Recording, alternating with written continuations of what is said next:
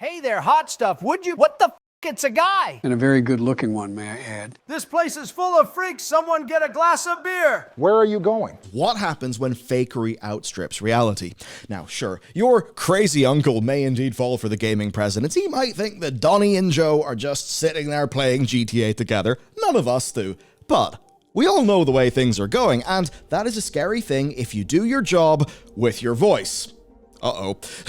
Now, what if you signed up to an organization so that this sort of thing doesn't happen? So that if the Bobbies, the Strausses, and the Andrew Wilsons of the world decide they're going to replace you with an AI, you and all your colleagues are going to have him by the balls with a strike action. But then, what if that organization has actually made a deal with an AI company behind your back without telling you, and with a single company where you're kind of feeling it's pretty damn schmoozy? The answer is that's a pretty big oof, and you can join today's counter oof strike force by checking out our sponsor. Us, or to be more accurate, your fellow viewers. So here's the TLDR. I want to work together with you, and in return, you will get early content, exclusive content, amongst other things. The problem is that YouTube ad revenue is falling to pieces, and relying solely on sponsors to literally pay wages for research, that is a dicey game. Also, the big algorithms suck, and we all know why. So, we made Bellular.ghost.io, our own platform built on open source tools. And over there, you will get Loading Screen, our daily newsletter that will soon be building into a podcast, as well as early access to content and access to all of our research documents and reports on the stories. So you'll actually see our research reports before I do when I'm recording them. And of course, you can hang out with me and the team over on the Members Lounge Discord server. It is the best way to support us so that we can together have a sustainable, independent future and make content of ever-increasing quality for years to come. You can check the link out down below. With that, let's get into the stories. Now, many would say, okay, we need strong unions and that sort of thing. I mean, yeah, in a way, but also, look, if the company decides we can't do this, our unit economics are bad, we need to downsize, a union can't say, no, jobs now, please. It doesn't work like that. But what a union can do is, bargain for dignified severance packages. It can ensure that if people in the process of being laid off by a company, if they are treated badly by the company, if the company does unfair or underhanded things, it means that they do actually have some backing. However, what happens when the union doesn't do what its members actually approve of? So this is SAG-AFTRA, whatever, basically Screen Actors Guild and, the stuff covering, performing artists and, voiceover and that sort of thing. They have signed a very interesting deal. So this is following on from Valve have changed their AI policies. It's kind of crazy, actually. It's on Steam. It will impact you. And, this will also do that because the Screen Actors Guild have done some negotiating with a gaming AI voice service called Replica. Now, this is fairly interesting. An agreement between Replica and the Actors Union to license a digital recreation of member voices and to license those out for game projects under a fair, ethical, and safe agreement. The contract was approved by affected members of the union's voiceover performer community. They say in addition to establishing new minimum terms and conditions, the agreement ensures performer consent and negotiation for uses of their digital voice double and requires that performers have the opportunity to opt out of its continued use in new works. Now, basically, there being a policy here where, from the perspective of the guild, the actors can opt out if they want, and that is in their contract. That, I would say, is a good thing, right? It's them having control of how their voice is used. And, I think when it's coming to, proper, commercialized works, that's extremely important.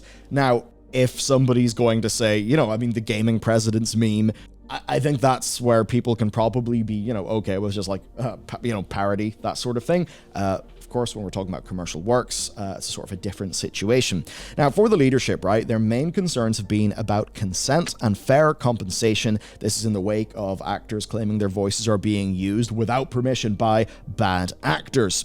Even a good example, there's take the YouTube channel, The Y Files, right? I've always enjoyed, maybe it's just because I really liked, Stargate when I was a kid, so any, ancient alien stuff. I don't believe in any of that, but I don't know, it's fun popcorn entertainment. But certainly an issue that I would take with their production is, and number one, I think it just makes their videos worse.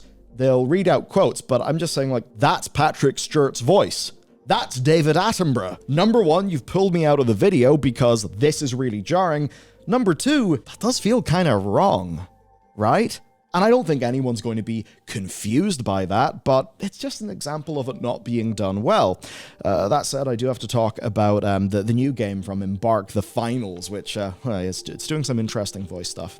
Now, for Replica, who are the company here, they just got the opportunity to work with talent in one of the biggest unions on the planet. This is massive for them, so they're obviously very quick to try and set themselves apart from the bad actors. This is what their CEO said.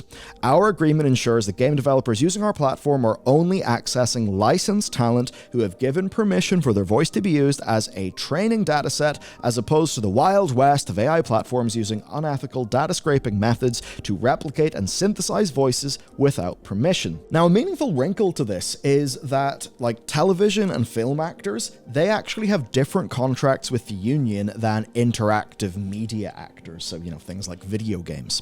Now, the guild is actually still in the middle of contract negotiations with major AAA games publishers on a new deal that will be specifically addressing these AI permissions. Now, the last thing that we heard was that, and this is with 92% backing, members who the interactive media agreement would apply to were authorizing strike action as an option for the negotiating committee.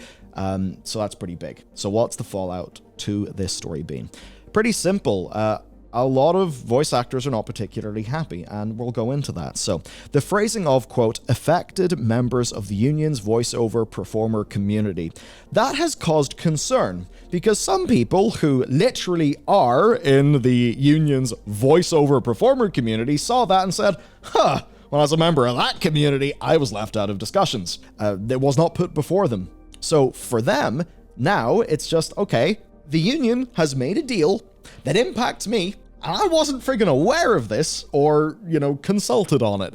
And I guess what? Do I just have to deal with this now? So here's a few quotes. One from Steve Blum, who's done many characters like Spike in Cowboy Bebop. Excuse me, with all due respect, you state, approved by affected members of the community. Nobody in our community approved of this that I know of. Games are the bulk of my livelihood and have been for years. Who are you referring to? Yeah, imagine just waking up and finding out, oh, cool, I guess my community has agreed to a deal, but nobody that I know in that community has agreed to the deal. How did this happen? Another statement from Yongyea saying, of course, Yongyea, you'll probably know him from YouTube. He also does voice acting work. Every voice actor I know not only didn't approve this, they pretty much heard about it for the first time today on Twitter. Also a tweet from Erika Ishii that ends with just saying, I would love for them to explain it to me and the other livid veteran voice actors I've seen speak out against this. So this, this is pretty damn rough. Even if you think that the agreement is fine, the point that so many people have been left out of the discussion, that does kind of matter. And look, if there ends up being some sort of strike or something to do with this, that could actually impact, the games, right? The games that you play, the things that you do. Don't know if you watch television shows like Battlestar Galactica that were impacted by that big writer strike, but it certainly is not always good for the media that we love. But to step back and try to take a more sort of sober or dispassionate view of this situation, let's sort of think about things, because in reality, what it appears to be here is a case of the wording in the announcement eclipsing some of the details outside of it. So let's take a look at statements that were given to IGN and Aftermath by Duncan Crabtree Ireland and Sarah Elmala, who were members of the negotiating committee here, who themselves are working union actors. So this deal was negotiated by them in line with principles that apparently were previously agreed for the union. It does not impact the wider negotiations. This is only on one company that has secured an agreement for their model, but it's not a generalized situation.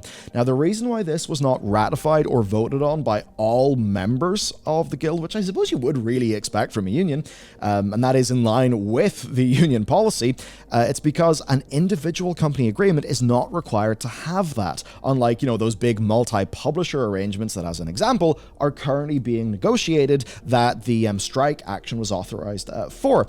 And, ethically, I do look at this and I sort of think, hang on a second, so for a really big agreement, everybody's got to vote on it. But if one company schmoozes really well, that company can schmooze its way past a union vote and just secure their own deal. I mean, I don't really know. I've never been a member of the union. The closest I've got is my mom was in the union that everybody in her profession was in. But I don't know, man. That just doesn't seem normal to me. Let me know, though. I do actually want to know what you think. I don't have as much experience in this area. That committee, right, the one we're talking about, is actually now actively trying to reach out to members to explain this situation.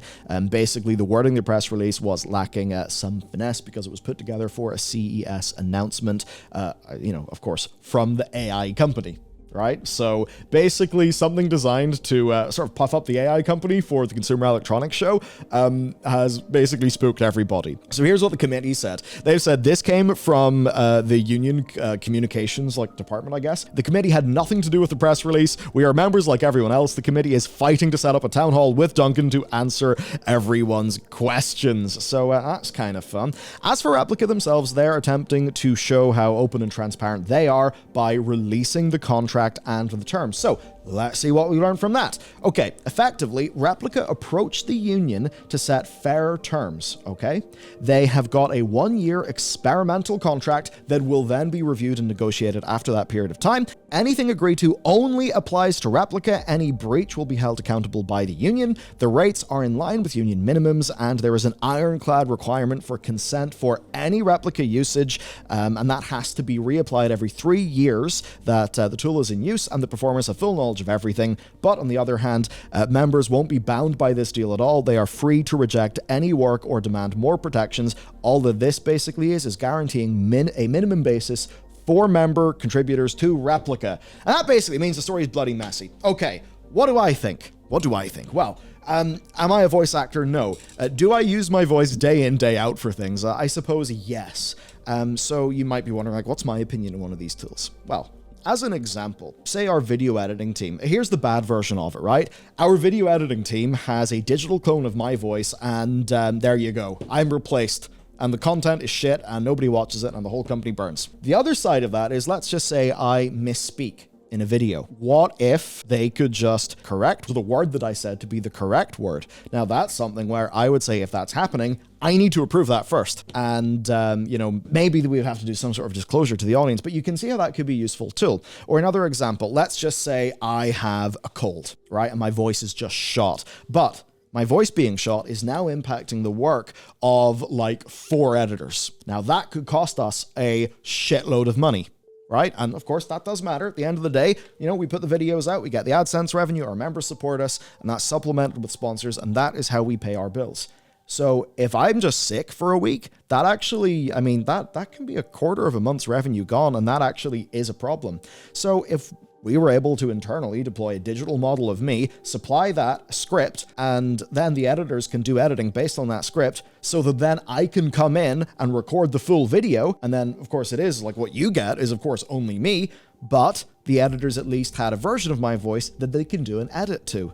That is an example where I suppose you could say, okay, having this digital replica, fair enough. Now, if the technology ended up being, good enough that one couldn't really notice, you can then see things being interesting for actors. Let's just say an actor has a deal with a company, and the actor can say, okay, so here's my minimum rate.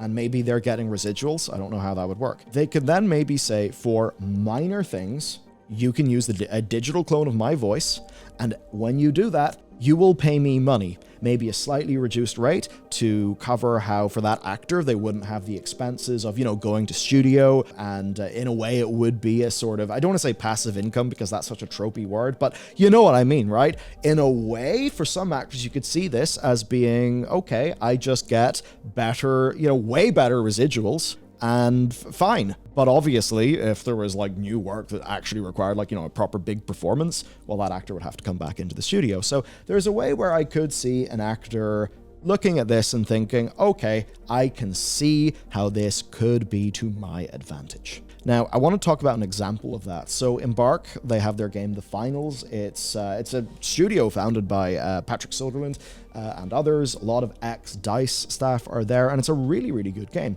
Now, their announcers are a mix of AI and real. So you've got the voice actors giving their performances, and whatever. I don't know how they're doing it, but, you know, they have a model, and it's training voice clones from those actors, and that's being used to create some more lines in the game. Look at Demurf, climbing over crumbling blocks like a virtual gymnast. Wow. Oh, G-Toast is back, turning the arena into a sticky mess. Love it. Right now, I don't think it's perfect. It's far, far, far from perfect, and you can really notice it if you play the finals, like which ones are real, which ones are AI. But you could see a model like that in a few years being good enough that most people couldn't tell the difference. And here's where I want to discuss the pros and the cons. Pro for the actor of signing that deal. They get more money in the future, and they don't have to show up in studio and do work for that money.